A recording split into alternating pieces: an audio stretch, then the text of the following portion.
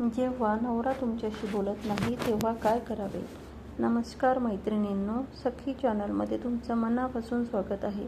तुमचा नवरा तुमच्याशी बोलत नाही का? राग आला की अबोला धरतो का?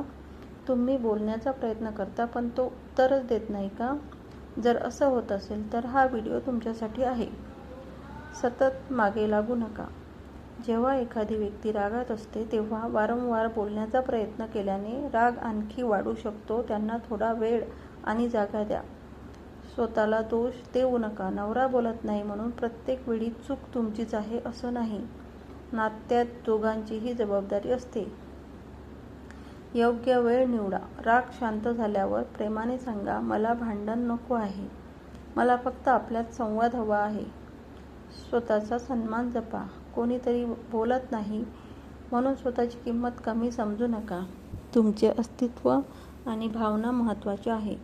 स्वतःला व्यस्त ठेवा. छंद जोपासा, पुस्तक वाचा, फिरायला जा आणि तुमच्या आवडीच्या कामात वेळ घाला. साफसफाईसुद्धा करू शकता. मनात राग साठवू नका. मनातील भावना शांतपणे व्यक्त करा. अबोला जितका वाढेल तितकं अंतर वाढतं. मैत्रिणींनो, नातं टिकवण्यासाठी संवाद आवश्यक आहे, पण स्वतःचा सन्मान त्याहून अधिक महत्त्वाचा आहे. स्वतःवर प्रेम करा, स्वतःची काळजी घ्या आणि आनंद राहण्याचा प्रयत्न करा. व्हिडिओ आवडला असेल तर लाईक करा, शेअर करा आणि सखी चॅनलला सबस्क्राईब करा. नवऱ्याशी अबोला असणं हा विषय खूप खोल आहे, कारण जेव्हा नवरा बोलत नाही तेव्हा फक्त शब्दांचा अभाव नसतो, तर मनाला वाटतं की मी महत्त्वाची नाही का, माझी किंमत नाही का? जेव्हा नवरा तुमच्याशी बोलत नाही तेव्हा सर्वात जास्त काय दुखतं?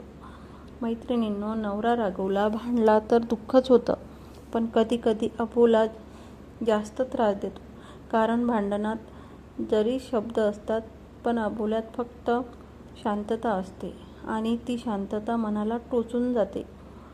आपण दिवसभर वाट पाहतो, आज बोलतील का, आज हसतील का, आज माझी विचारपूस करतील का, पण दिवस संपतो आणि मन पुन्हा रिकामं होतं. स्त्री का तुटते? कारण तिला महागड्या वस्तूपेक्षा, भेटवस्तूंपेक्षा 2 प्रेमाचे शब्द हवे असते. थोडासा आधार हवा असतो. तिचं ऐकणारं कोणीतरी हवं असतं. जेव्हा हे मिळत नाही तेव्हा ती हळूहळू एकटी पडते.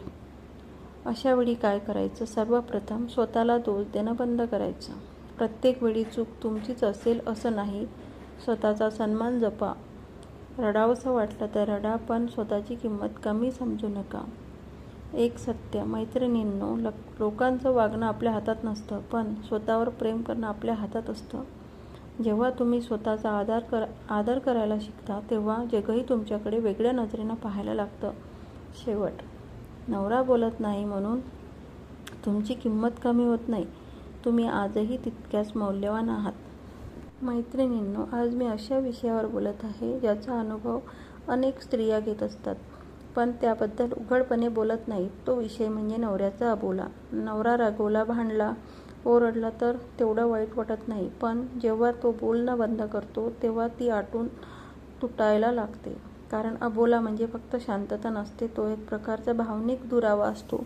सुरुवातीला सगळं छान असतं. लग्नाच्या सुरुवातीला किती गप्पा असतात. सकाळपासून रात्रीपर्यंत बोलणं, एकमेकांची काळजी, एकमेकांच्या आवडीनिवडी सगळं शेअर केलं जातं. पण हळूहळू जबाबदाऱ्या वाढतात, कामं वाढते, ताण वाढतो आणि घरामध्ये संवाद कमी व्हायला लागतो.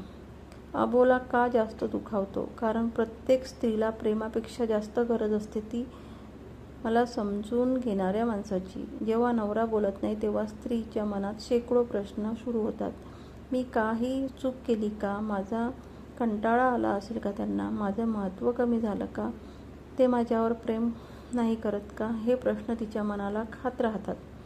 स्त्रीची न बोललेली वेदना. अनेक बायका बाहेरून हसत असतात, घरकाम करतात, मुलांची काळजी घेतात, सगळं व्यवस्थित सांभाळतात, पण आतून त्या खूप एकट्या असतात. त्यांच्याकडे बोलण्यासाठी कोणीच नसतं, मन मोकळं करण्यासाठी कोणीच नसतं आणि सर्वात वाईट म्हणजे ज्याच्यासोबत आयुष्य घालवायचं आहे तो माणूस दूर गेल्यासारखा वाटतो.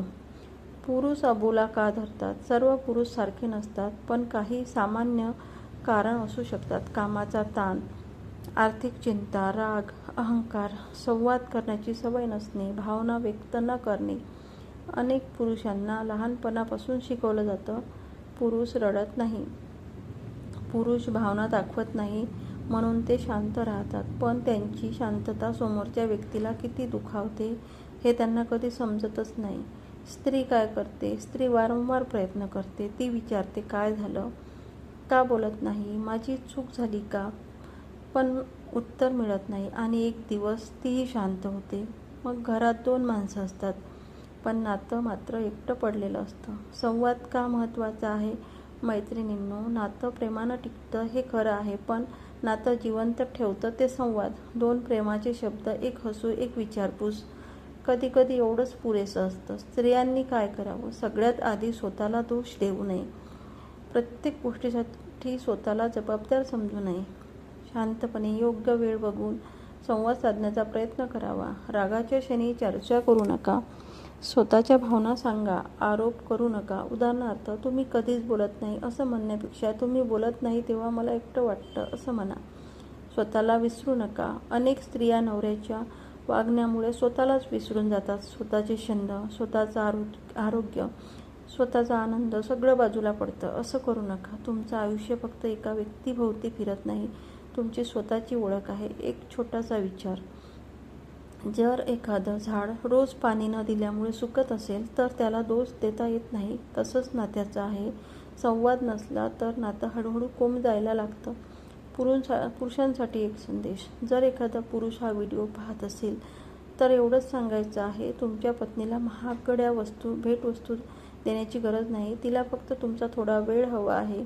2 प्रेमाचे शब्द हवेत. तिची विचारपूस हवी आहे, कारण ती दिवसभर सगळ्यांची काळजी घेते, पण तिची काळजी घेणारा तुम्हीच असतात.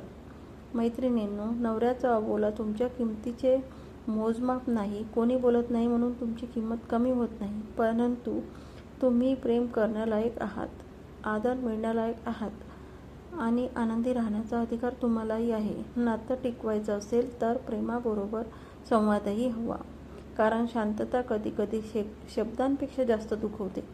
धन्यवाद.